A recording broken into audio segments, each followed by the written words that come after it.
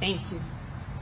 It is my honor to now introduce Ed Eyler, Chairman of the Johnson County Board of County Commissioners. Mr. Eyler.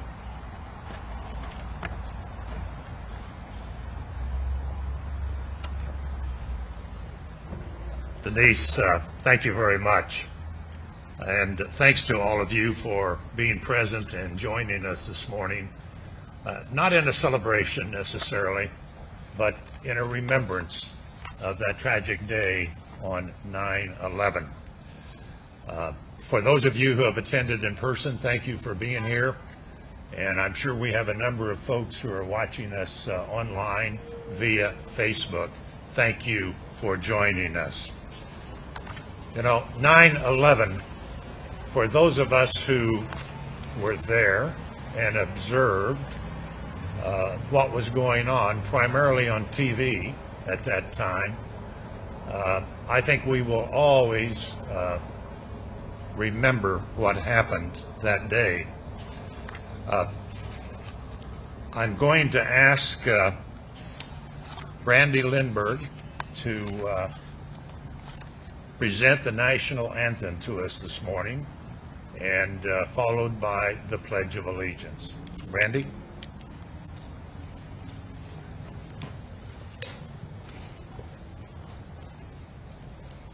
Oh, say can you see by the dawn's early light what so proudly we hailed at the twilight's last gleaming, whose broad stripes and bright stars through the perilous fight o'er the ramparts we watched were so gallantly seen, and the rocket's red glare, the bombs bursting in air, gave proof through the night that a flag was still there. Oh, say does that star-spangled banner yet wave o'er the land of the free and the home of the brave? Brandy, thank you. I pledge allegiance to the flag of the United States of America and to the republic for which it stands, one nation, under God, indivisible, with liberty and justice for all. Thank you all very much.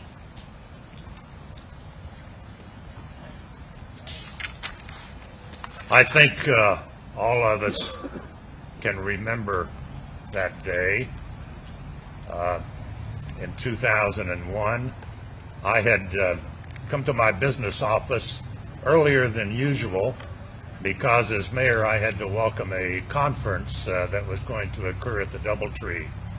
And as I was preparing for the business day, I had my TV on and I saw the first plane hit the tower. And, you know, I thought to myself, what a tragic accident, you know, something has happened, but how tragic is that? And then before I left the office to go to the hotel, I saw the second plane. And then you knew something was wrong. And as I arrived at the hotel, the conference was not a large conference, and many of the attendees were from Washington, D.C., speakers and presenters at that conference. And before the conference got started, then we heard about the attack on the Pentagon. And those who were from D.C. began trying to contact friends and workers back home to find out exactly what had happened.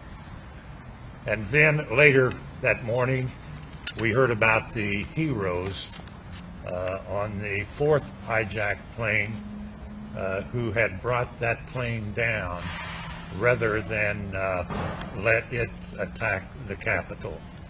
So the markets were closed. The aircraft, commercial and private, were forced to land so that the air was clear of any commercial aircraft. And our country changed that day, and it's appropriate that we remember what happened and that we never forget those who gave their lives, who lost their lives that day.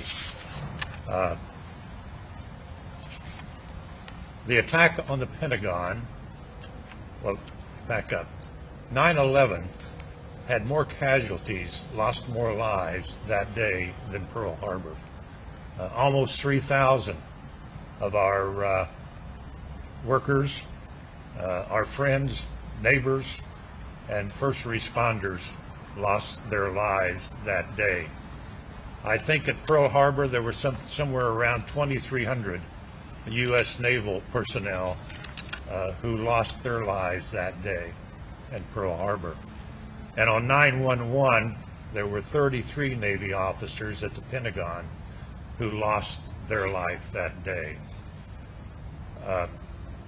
Ronald John Hemenway was one of those. Ronald was 37-year-old Navy Petty Chief Officer, first class, and he was from Shawnee.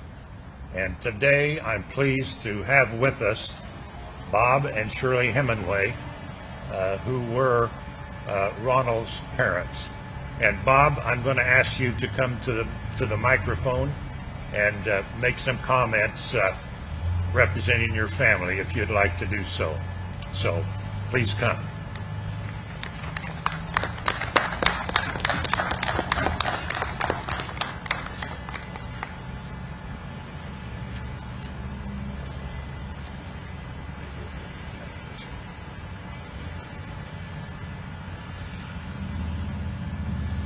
Our son Ronald was our third child. We lived in Alaska at the time. We were living out in the bush.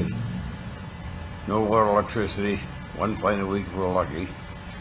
And my wife would flew to town for two of our children. And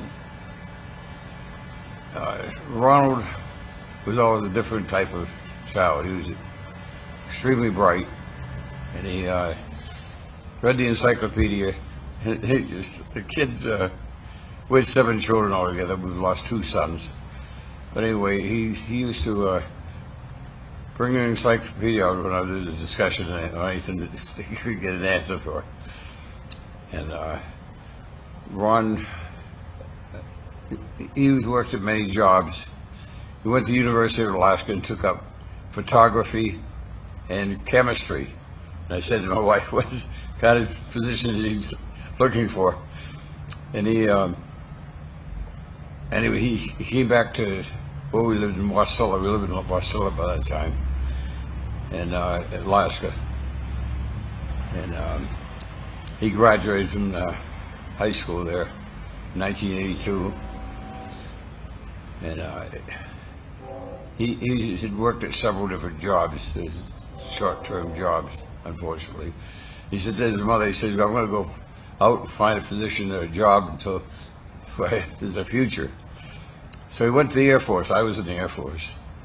And they tried to get recruited there, and they said he was 30 years old. They said he was too old.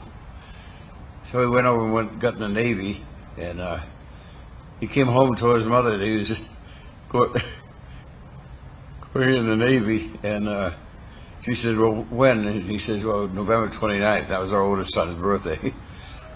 Anyway, she didn't believe him. But anyway, he went in, and he graduated, distinguished military graduate from electronics school, and had his pretty much choice of assignments in one of the 6th Fleet flagship, which is the hat I always wear. He was on the USS La Salmonga to Italy. He married an Italian gal, which his mother said he would do when he got over there. And he had a little boy, and he was on that ship for almost 5 years. We went over and visited, and all the naval officers aboard were very, very proud of him. And of course we are also.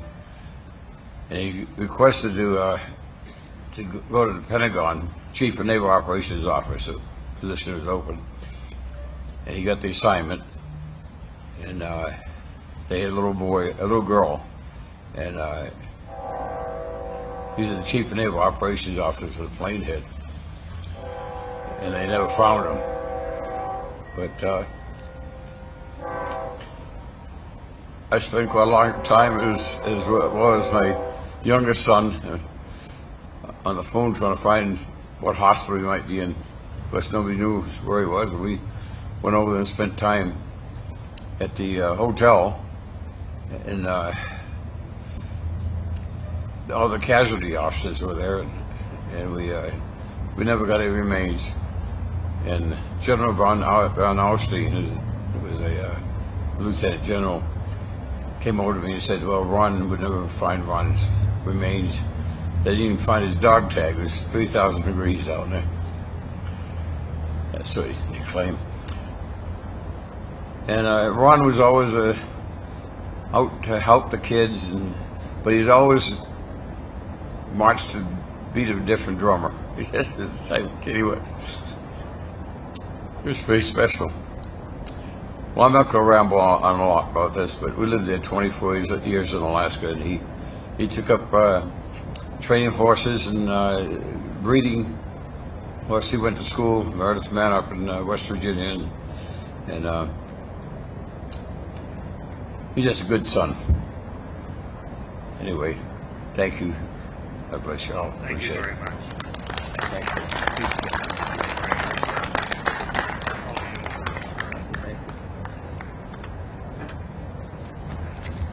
We also want to say a special thank you to the students of Olathe West High School who put the flags in place. What a terrific job. However, there were 2,977 who lost their life that day. There are 2,976 flags that have been presented by the students. And Bob and Shirley are going to plant the 71 flag representing their son in honor of Ronald. So Bob, go right ahead.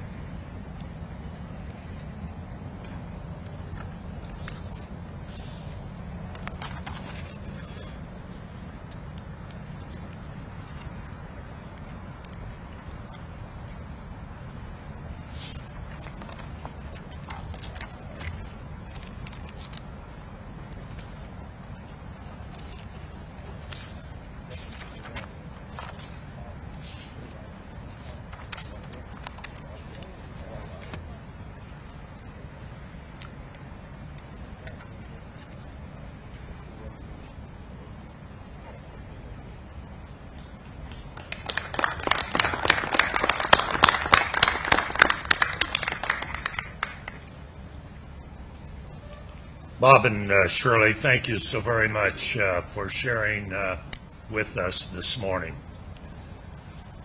I'd mentioned Pearl Harbor, and most of those who lost their life that day at Pearl Harbor were military servicemen and women. This time, on 9/11, it was folks like you and I. They were at work in the towers, or perhaps they were visiting the towers, or they were on one of those 4 flights that the terrorists used to attack our country. In addition, I think we can all remember when the towers had been hit and were coming down, we had first responders who moved into the danger zone in order to help those who were trying to get out of that danger zone. And first responders, we lost 400 that day. And they demonstrated to our country what it means to protect and serve. And to this day, our first responders carry out that responsibility. So I'm going to ask Sheriff Calvin Hayden to come to the podium, make some remarks, will be followed by Fire Chief Jim Francis, Medac Chief Paul Davis, and Fire Chief Brian Diener from Overland Park. So Sheriff Hayden, podium is yours. Thank you. Thank you, Mr. Chairman. It's an honor to be here as a sheriff, and I'd like to thank all the county staff, our fire chiefs, who are my heroes, and all of our first responding staff that goes into the fire when everybody else is going out. You guys are amazing. 20 years ago, I was a lieutenant and watch commander with the Johnson County Sheriff's Office. I'd worked evening shift and was over here in the courthouse where which has just been raised. We had a law enforcement watch commander's office. That day I got up and saw the first plane hit the building, and I just watched a video on the building of the Twin Towers, and the gentleman that built it said it was airplane proof. And I thought, well, great, that's an accident, they'll be okay. A little later, I was getting ready, and we saw the second plane hit, and then I knew something was up. Threw on my uniform, started to come into work, and as I pulled out my driveway, I was struck by the contrails of the airplanes that were all circular. Everywhere you look, there were circular contrails. Unbeknownst to me then, airplane traffic had been grounded. As I was pulling out of my driveway, Air Force One was flying over with two F-16s en route to Moffett Air Base. Had no idea that that's where they were going. But how rare is it that you'd see Air Force One over DeSoto, Kansas with a couple of jets and escort? Drove straight to the office, got at my desk, sat down, and Sheriff Fred Allenbrand was sitting behind me. I got all squared away, and he looked at me and said, "What are you going to do?" I said, "We're going to keep the peace today, sir." He says, "You got any ideas?" I said, "Nope, I'm just going to respond if somebody calls on the radio." So we were listening to radio traffic, and he says, "You know, Cal, you better get somebody at your gas stations." I looked at him. Gas stations? What's that got to do with planes crashing in the World Trade Center? All right. So I called my patrol sergeant and said, "Hey, we probably ought to start watching the gas stations." Not 2 minutes later, they were lined up everywhere. Our officers were doing traffic control. People were, it was amazing to me that their first priority was to get gas in their cars. Now let's think about today. We're all going to have electric cars. How are we going to get around? For the next few days, we were on and off 24/7, preparing for anything that would happen in Johnson County. We kind of call that circle in the wagons. We wanted to make sure that all of our personnel was safe, that everything that went on, we had Johnson County covered.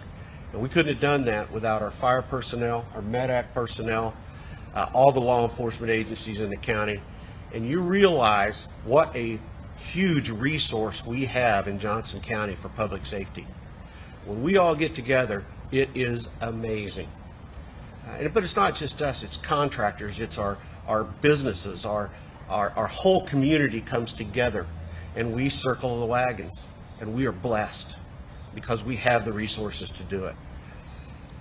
Thank you all for allowing me to be your sheriff. It's almost a surreal moment for me to stand here as the sheriff when 20 years ago I was a lieutenant.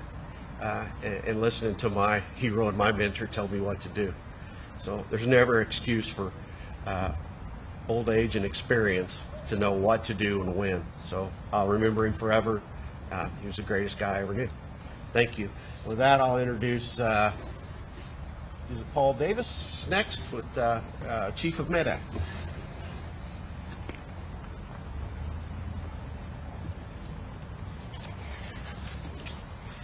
Thank you, Sheriff. Ladies and gentlemen, I'm humbled to be here today and grateful that we can come together to solemnly remember that fateful day, September 11, 2001. 20 years later, we are strengthened in the resolve of our human spirit as we recall the tragic events of that day. Along with civilians, law enforcement officers, and firefighters who were killed on that day, 42 of those were paramedics and EMTs.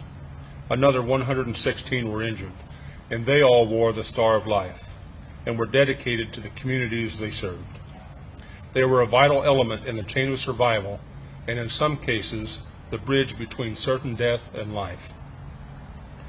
I was working on an ambulance in Adams County, Illinois that day, and just after our morning truck checks, we went back into the day room to join our other crews, and the first plane had already crashed into the North Tower.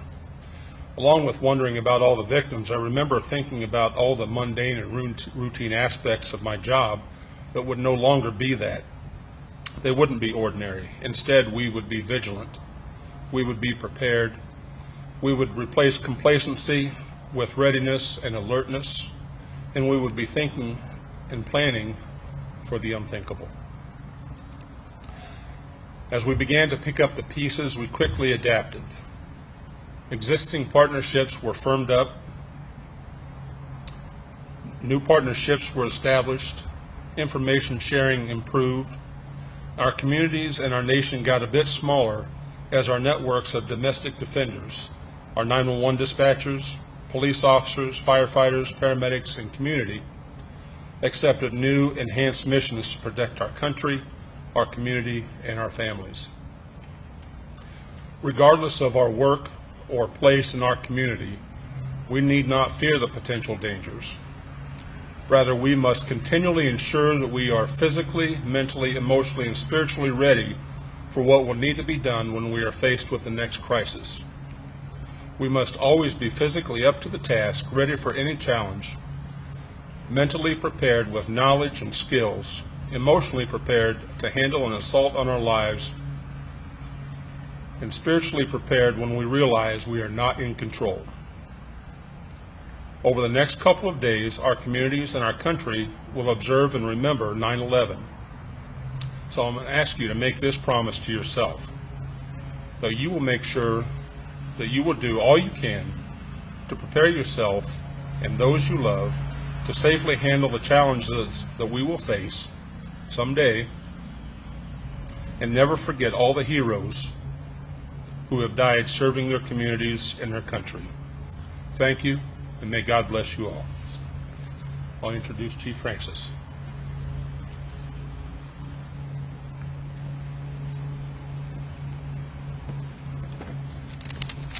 Thank you, Chief Davis. Good morning. 20 years ago this week, during the horrific attack at the World Trade Center, 343 members of the FDNY tragically lost their lives. This group saved thousands of lives as they evacuated the towers before they collapsed, and they made the ultimate sacrifice during their attempt to save these thousands of people who are still in the towers. This senseless attack on our nation forever changed our great nation and our fire service.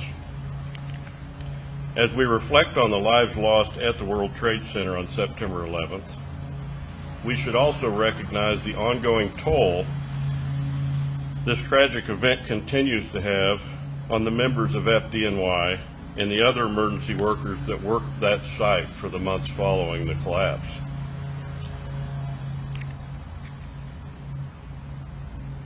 Little did they know the workers that worked that site, in hopes of recovering all the victims, would start becoming ill in the years to follow. To date, nearly 250 members of the FDNY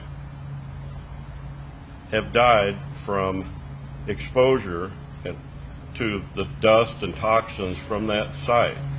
They have acquired long-term illnesses and diseases and cancers.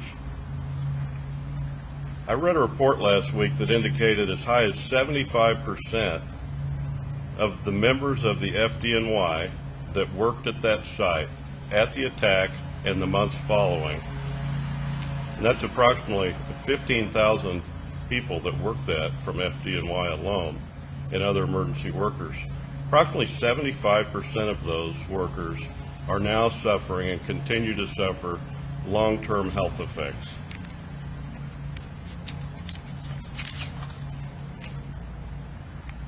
In the years following this tragic attack, the fire service began to change. Because of the lack of interoperability at the scene during that event, many improvements have been made to communications throughout the fire and EMS services nationwide. Our radio systems have now been upgraded, and our communication is now clear text. Radio 10 codes are no longer used. The National Incident Management System was developed to better prepare emergency personnel in managing large-scale events, such as another terrorist attack that may occur. As we reflect on the single worst event to ever impact the fire service, we shall never forget the sacrifices made that day. I'd like to introduce Chief Brian Diener from the Overland Park Fire Department, who will discuss their city's 9/11 memorial.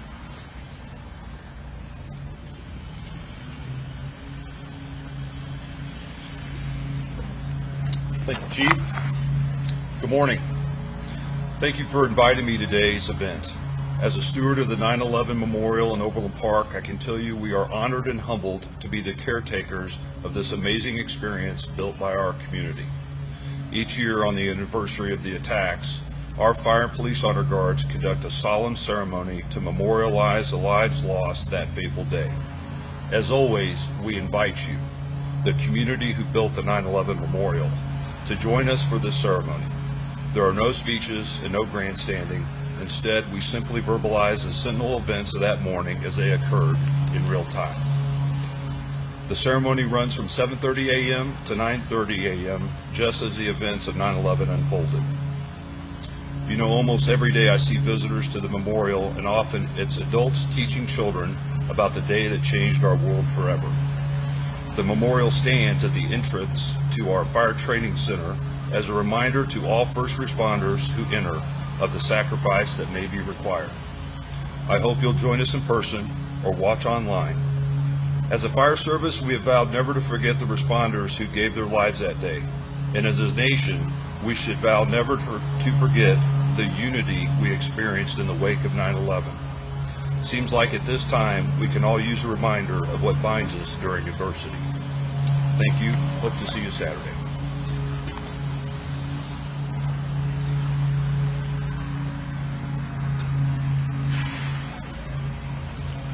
Well, thank you, Sheriff and fire chiefs, and thanks for all those first responders who are with us today.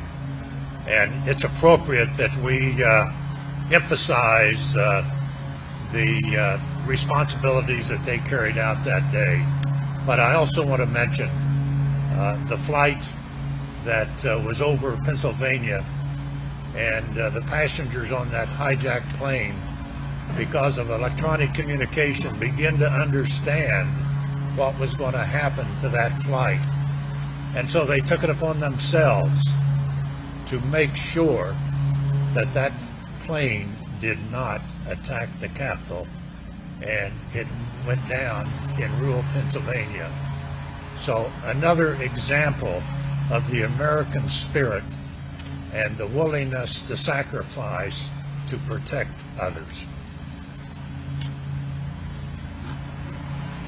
I think it was President George W. Bush who proclaimed 9/11 as Patriot Day. And this morning at our regular commission meeting, a proclamation has been prepared on behalf of the commissioners of Johnson County, and will be presented requesting and suggesting that folks gather on 9/11, September the 11th, for Patriots Day and a day of service and remembrance. I want to say a special thank you to several folks who have joined us today and made this event possible. Bob and Shirley Hemingway, our speakers, our first responders. And I want to say a special thank you to the students from Olathe West who participate in the Public Safety 21st Century Academy, who put all the flags together. And what a great job. And these flags will be up until Monday afternoon after school, and the students will come back and remove them. Denise, our chaplain this morning, thank you for being here. Brandy, thank you very much for your participation. And I want to say, he will try to hide, but I want to thank Gerald Hay for putting this program together. He does such a terrific job in honoring not only today's activities, but other Veterans Day activities as well. Gerald, thank you very much, sir.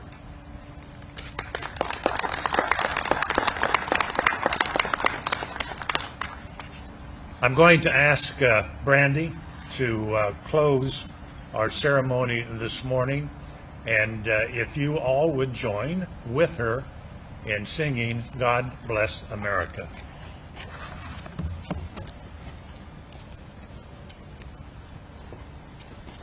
God bless America, land that I love.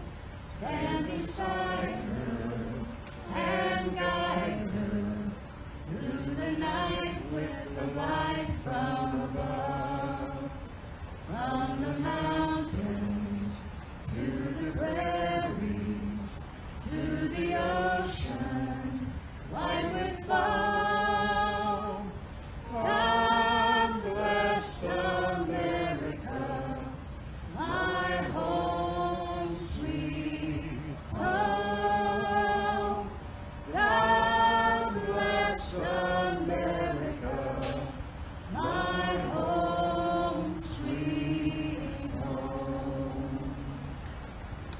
Thank you all very much, and thank you for being here. We are adjourned.